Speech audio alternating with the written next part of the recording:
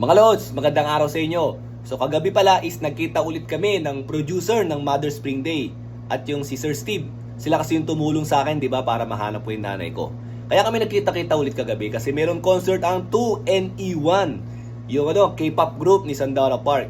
So apparently, si Mr. Park pala, yung producer ng Mother's Spring Day, is a good friend of the producer ng 2NE1. Yung pala yung talagang istorya. So pagka naman si Mr. Park naman, yung kaibigan ko ang nag-produce ng concert sa Pilipinas, binibigyan niya rin ng ticket yung yung producer ng 2NE1. So magkaibigan talaga sila. So mga Lods, bago kami manood ng concert, marami kami naging kwentuhan kung ano ba yung nangyari sa mga story, sa episode, ganyan. And hot nga daw yung take din ng mga Koreans about dun sa story ko. So ang ginawa nila is naglabas nga sila ng mga behind the scenes. Kagaya nung isang behind the scene na kumakanta ako, kinakantahan ko yung nanay ko doon sa cruise. Pero meron pala silang bagong nilabas na behind the scene. Yung during the time na nakikita kami ng nanay ko, okay? So yan, makikita nyo. Pakikita ko sa inyo ng konti-konti. Ang nangyayari pala dyan is, di ba binibidyoan din yung misis ko? Kung matatandaan nyo din kasi, yung misis ko is nasa malayo.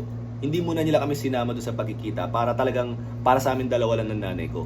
So ngayon, doon sa may Finding Mom vlog ko sa TikTok, pinost ko din naman across the social media yan. Di ba merong video doon na parang hindi makita? Yun yung raw video ng misis ko eh. Kasi nga malayo siya eh.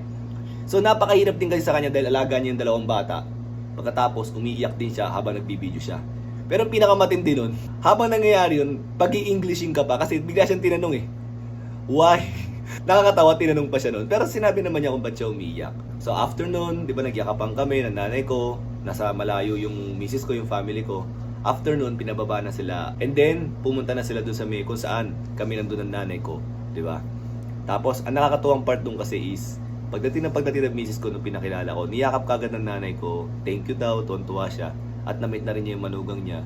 Tapos syempre namit na rin niya yung mga apo niya.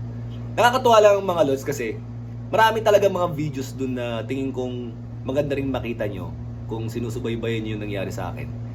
Eh talagang masarap din panoorin yung mga behind the scenes. Unti-unti nila nilalabas. So mga Lods, ang gagawin ko na lang is ilalagay ko yung link, okay, sa description and sa comment section kung pwede, para mapuntahan nyo doon. At sila yung makakuha ng views. Hindi ko kukunin yung buong videos na yun sabay ipopost ko. Ayoko nang ganun kasi I think they deserve the views sa lahat ng ginawa nila sa akin. Sa lahat ng mga naging gastos din nila sa akin. And lahat ng mga tulong nila sa akin para magkita kami ng nanay ko. So mga Lods, pwede nyo puntahan yung link na yun para ma-appreciate nyo. Okay? So isa yun sa mga behind the scenes habang nagkikita kami ng nanay ko. Okay, salamat mga Lods. Thank you.